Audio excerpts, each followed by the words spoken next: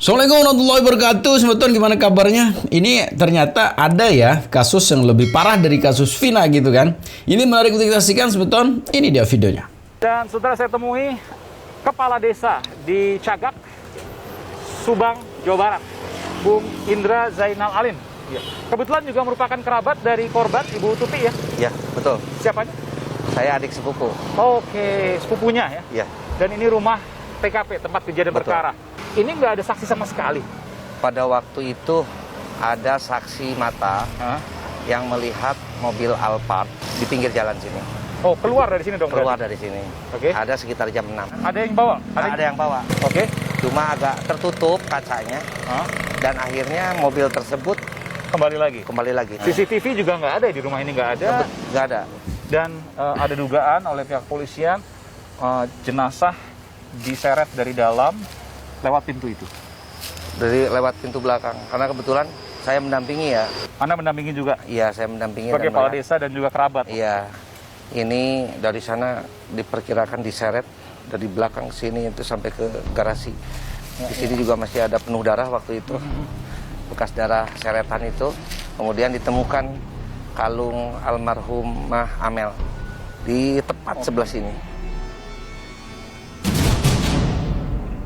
Sebelumnya ada ancaman misalnya, mungkin Pak Kades kan juga tahu karena sebagai Kades juga kerabat juga. Tidak ada yang saya tahu, tidak ada seperti itu. Normal saya semuanya. Normal. Makanya ada kejadian ini terkejut betul ya. Kita kaget semua. Di lingkungan ini Pak Kades pernah ada kejadian serupa atau pembunuhan misalnya, perampokan misalnya? Tidak ada.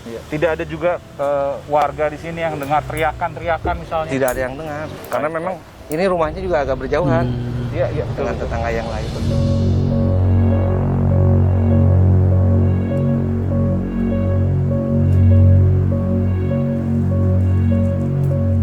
Saya ingin menuju ke Pak Yosef untuk saya coba untuk wawancara eksklusif, saudara, juga dengan putranya. Jadi kakaknya Amel, betul ya? Kakaknya Amel. Jadi ya. anak cuma dua, Iya. Riz dan Jadi sama Amel. Ikuti saya, saudara, eksklusif.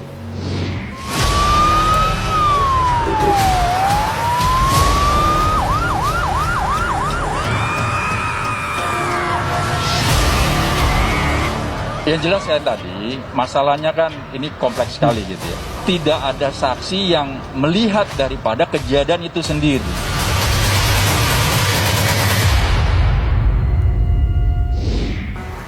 Saudara, dan untuk pertama kalinya di media, saya berhasil mewawancarai suami dan juga ayah dari korban, karena korban adalah ibu dan anak.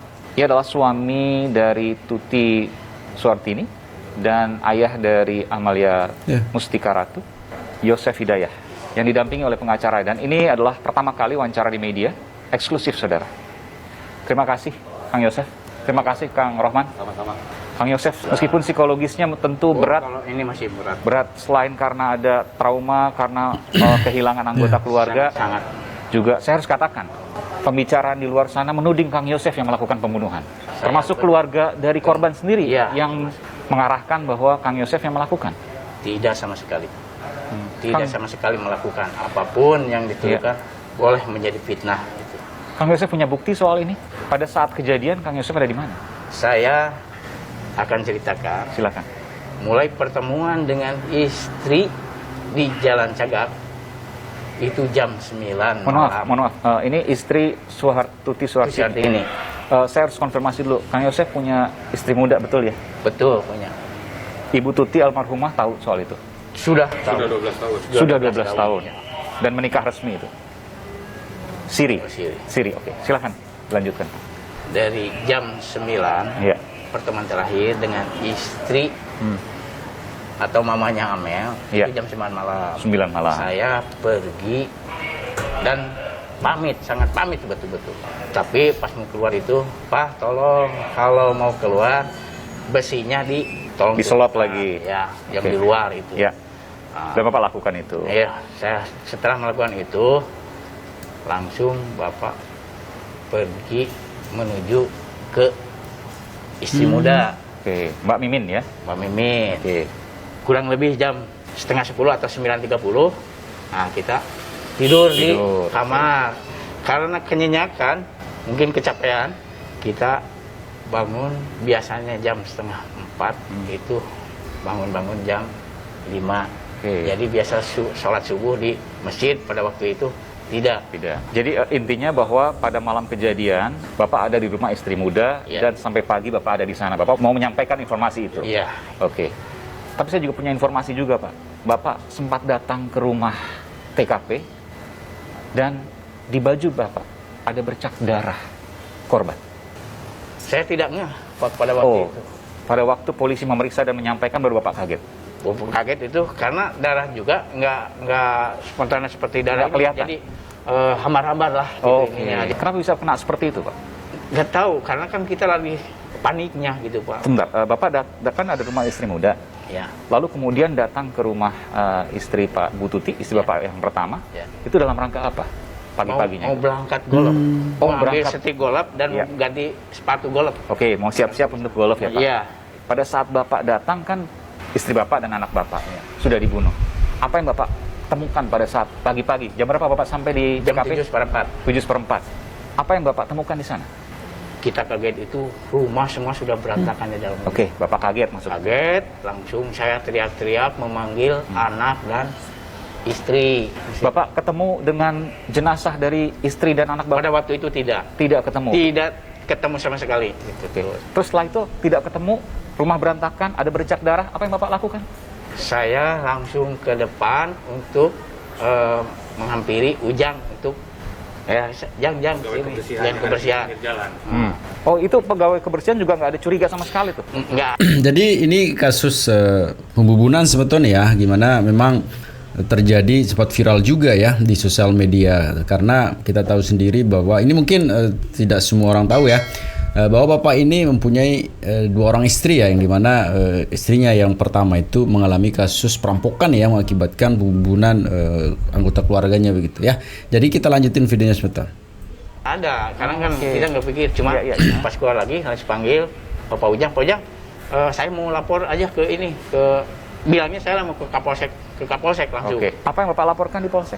Nah, sebelum ke Polsek, Bapak bila cara dibilangin dulu ke mama angkatnya Danu ke sana.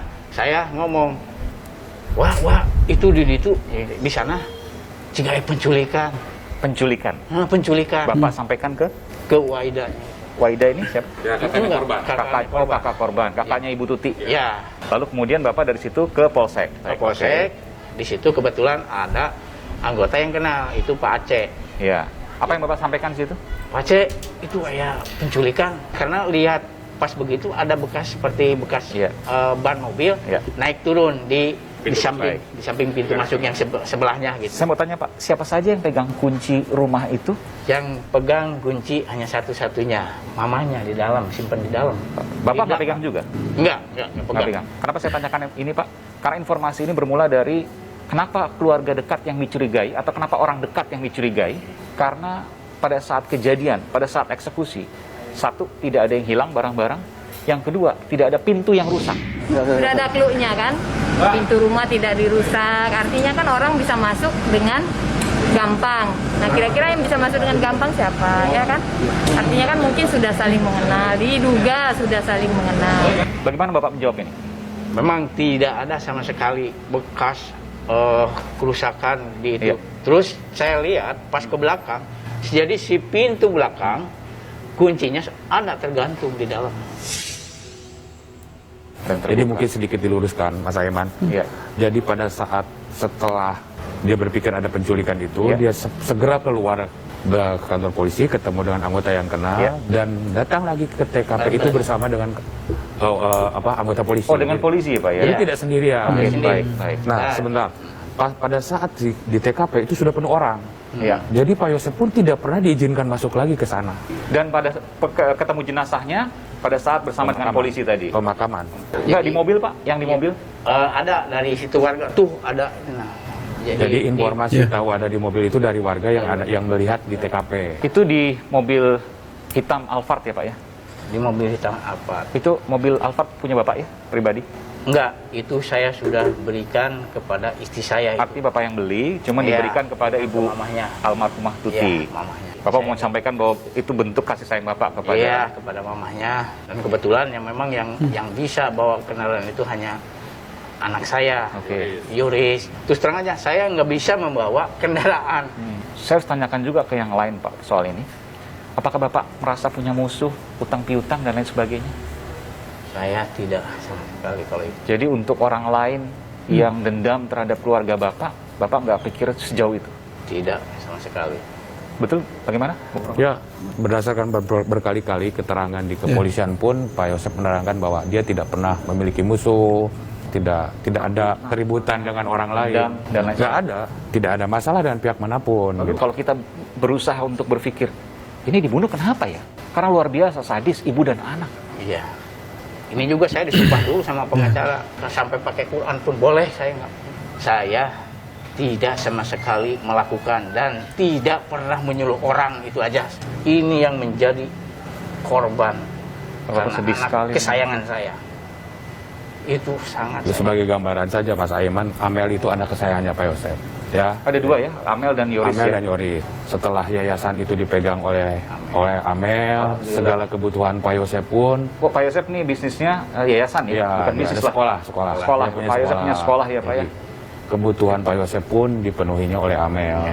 Jadi segalanya diatur lah. Dan itu memang keinginan Pak Yosep sendiri karena dengan diatur oleh Amel semuanya jadi terencana lah, masalah keuangan tidak boros.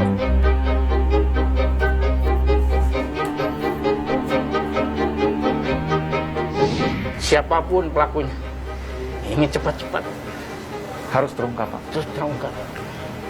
Itu kasihan anak saya. Saya akan. Jadi segitu semeton videonya. Semoga pelakunya sudah cepat tertangkap ya, karena penyelidikan awal dalam kasus seperti ini memang ditanya dulu tuh orang dekat gitu kan, apalagi kita dalam video ini suami dari korban ya, mempunyai 2 orang istri begitu ya. Tapi intinya semeton bahwa apapun yang terjadi ini menjadi keseriusan mungkin dalam menangani kasus ini begitu ya. Jadi segitu aja video semeton. Dari video selalu berpesan untuk jangan cepat termakan hoax, selalu jaga persatuan kesatuan serta persaudaraan kita, dan jangan nakal juga ya, karena nanti sedikit nakal bisa berakibat fatal. Jadi segitu aja video semeton. Assalamualaikum warahmatullahi wabarakatuh.